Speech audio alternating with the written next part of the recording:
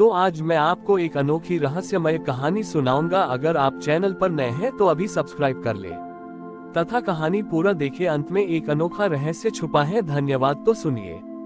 बहुत समय पहले की बात है। उज्जैन के पास एक छोटा सा गांव था जहां वीरन नाम का एक डाकू रहता था। वीरन का स्वभाव बहुत कठोर था और उसने अपने जीवन में केवल हिंसा ही देखी थी। एक बार वह चोरी के इरादे से जंगल के रास्ते एक पुरानी गुफा में जा छिपा। वहां उसने देखा कि एक बूढ़ा व्याध शिकारी एक टूटे हुए शिवलिंग के सामने बैठा रो रहा था। वीरन ने तलवार म्यान से निकाली और गरज कर पूछा कि बुड्ढे, तू यहाँ रो क्यों रहा है? क्या यहाँ कोई खजाना छिपा है? शिकारी ने डरते हुए कहा कि नहीं महाराज, यहाँ कोई धन नहीं है। मैं तो बस इसलिए रो रहा हूँ क्योंकि आज महादेव भूखे हैं। कल रात एक जंगली सुअर ने इस शिवलिंग के सामने रखी मेरी छोटी सी अन्न की टोकरी गिरा दी। अब मेरे पास कुछ नहीं है जो मैं उन्हें अर्पण कर सकूं। डाकू वीरन ठहाका मारकर हंसा और बोला कि पत्थर भी कहीं खाना खाते हैं। तू पागल है। लेकिन शिकारी की आंखों में जो तड़प थी, उसने वीरन के पत्थर जैसे दिल में एक अजीब सी हलचल पैदा कर दी। वीरन ने सोचा कि अगर इस पत्थर में वाकई कोई शक्ति है तो मैं भी इसे आज कुछ खिलाकर देखूंगा। उसने अपनी झोली से सूखा मांस और मदिरा निकाली जो वह अपने साथ लाया था और शिवलिंग के सामने रख दी। उसने कहा कि ऐ शिव, अगर तू सच में है तो ये खा, नहीं तो मैं इस बुड्ढे को मार डालूंगा। पूरा दिन बीत गया लेकिन कुछ नहीं हुआ। वीरन का क्रोध बढ़ने लगा। उसने अपनी तलवार उठाई और जैसे ही वह शिवलिंग पर प्रहार करने वाला था, उसे गुफा के कोने से एक कराहने की आवाज सुनाई दी। उसने देखा कि एक बूढ़ा कमजोर व्यक्ति वहां पड़ा है जिसके शरीर पर अनगिनत घाव हैं। वह वृद्ध कोई और नहीं, स्वयं महादेव थे जो एक घायल राहगीर के रूप में वहां प्रकट हुए थे। वीरन ने पूछा कि तुम्हें ये घाव कैसे लगे? उस वृद्ध ने कहा कि जो तलवार तुमने अभी शिवलिंग पर चलाने के लिए उठाई थी, उसकी चोट मुझे यहाँ महसूस हुई। वीरन कांप गया। महादेव ने आगे कहा कि वीरन, तुमने मुझे मांस और मदिरा चढ़ाया। लोग इसे अशुद्ध कहेंगे, लेकिन मुझे उसमें तुम्हारी वह जिज्ञासा दिखी जो किसी भक्त के पास नहीं थी। तुमने कम से कम ये तो चाहा कि मैं सच में हूँ या नहीं। वीरन की तलवार हाथ से गिर गई। उसने महादेव के पैर पकड़ लिए और रोने लगा।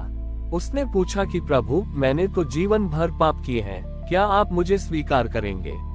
महादेव ने मधुर स्वर में कहा कि जिस क्षण तुम्हारी तलवार गिर गई और तुम्हारी आंखों से पश्चाताप का पहला आंसू निकला, उसी क्षण तुम्हारे सारे पाप भस्म हो गए। शिव वह नहीं जो केवल फूलों से प्रसन्न हो, शिव वह है जो कांटों को भी अपना ले अगर वे प्रेम से दिए गए हो। वीरन डाकू ने उसी दिन हिंसा का मार्ग छोड़ दिया और उसी गुफा को अपना ठिकाना बना लिया। वह किसी को लूटता नहीं था, बल्कि राहगीरों को रास्ता दिखाता और उन्हें पानी पिलाता था। वह स्थान बाद में वीरेश्वर महादेव के नाम से प्रसिद्ध हुआ। इस कहानी से हमें ये शिक्षा मिलती है कि महादेव के लिए कोई भी व्यक्ति इतना बुरा नहीं है कि उसे सुधारा न जा सके, बस एक बार सच्चे मन से समर्पण की आवश्यकता है। वीरन अब पूरी तरह बदल चुका था। जिस हाथ में कभी तलवार चमकती थी, अब उन हाथों में एक छोटा सा पात्र रहता था जिससे वह घायल पशुओं और थके हुए यात्रियों की सेवा करता था। लेकिन उसकी अंतिम परीक्षा अभी शेष थी। वीरन के पुराने डाकू साथी, जो अब भी लूटपाट के रास्ते पर थे, उसे अपना दुश्मन समझने लगे थे। उन्हें लगता था कि वीरन ने गुफा में कोई बहुत बड़ा खजाना छिपा रखा है, जिसे वह भक्ति का नाटक करके दुनिया से छिपा रहा है। एक अमावस्या की रात उसके पुराने गिरोह के 4 खतरनाक साथी गुफा में घुस आए। उन्होंने वीरन को जंजीरों से बांध दिया और चिल्लाने लगे कि हमें वह खजाना दिखा जो तूने इस शिवलिंग के पीछे दबा रखा है। वीरन ने शांति से कहा कि भाइयों, यहाँ कोई सोना चांदी नहीं है। मेरा खजाना तो मेरे महादेव का नाम है, जिसे तुम भी चाहो तो लूट सकते हो। क्रोधित होकर डाकुओं ने शिवलिंग को उखाड़ने के लिए बड़े बड़े हथौड़ों से प्रहार करना शुरू कर दिया। वीरन की आंखों से खून के आंसू बहने लगे। उसने स्वयं की पीड़ा के लिए कुछ नहीं कहा, लेकिन जब शिवलिंग पर चोट हुई तो उसका हृदय फट पड़ा। उसने महादेव को पुकारा कि हे भोलेनाथ, मुझे मार डालिए, लेकिन अपने इस स्वरूप की रक्षा कीजिए। तभी एक विचित्र घटना हुई। जैसे ही डाकुओं ने शिवलिंग पर अंतिम प्रहार करने के लिए हथौड़ा उठाया, गुफा की दीवारों से हजारों भ्रमक काले भंवरे निकलने लगे। उन भंवरों ने उन डाकुओं को चारों तरफ से घेर लिया। डाकू जान बचाकर भागने लगे, लेकिन वे गुफा के द्वार तक नहीं पहुंच पाए। डर के मारे वे महादेव के चरणों में गिर पड़े।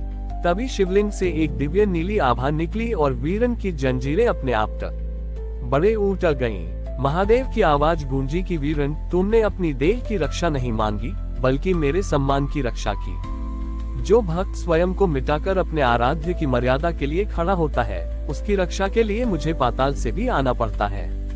वे चारों डाकू भी वीरन के चरणों में गिर गए और उन्होंने अधर्म का रास्ता छोड़ दिया। वीरन ने उन्हें गले लगाया और कहा कि यह सब महादेव की कृपा है।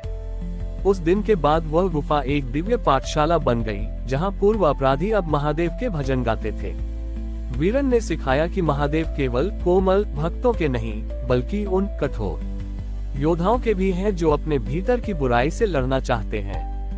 आज भी उस क्षेत्र के लोग मानते हैं कि अगर कोई व्यक्ति बुरी संगत में फंसा हो और वह सच्चे मन से उस गुफा की मिट्टी अपने माथे पर लगा ले, तो उसके विचार बदलने लगते हैं। वीरन की कहानी अमर हो गई, जो ये बताती है कि एक पापी भी अगर महादेव की शरण ले ले, तो वह हजारों भटके हुए लोगों को राह दिखाने वाला दीपक बन सकता है। हमारी और भी आध्यात्मिक एवं अनोखी कहानियां देखने के लिए हमारे चैनल पर जाएं तथा धार्मिक एवं पौराणिक अनोखी कहानियां हमारे चैनल पर है। कृपया जाके देखें तथा हमारे चैनल को सब्सक्राइब करके रखें और वीडियो लाइक जरूर करें। धन्यवाद।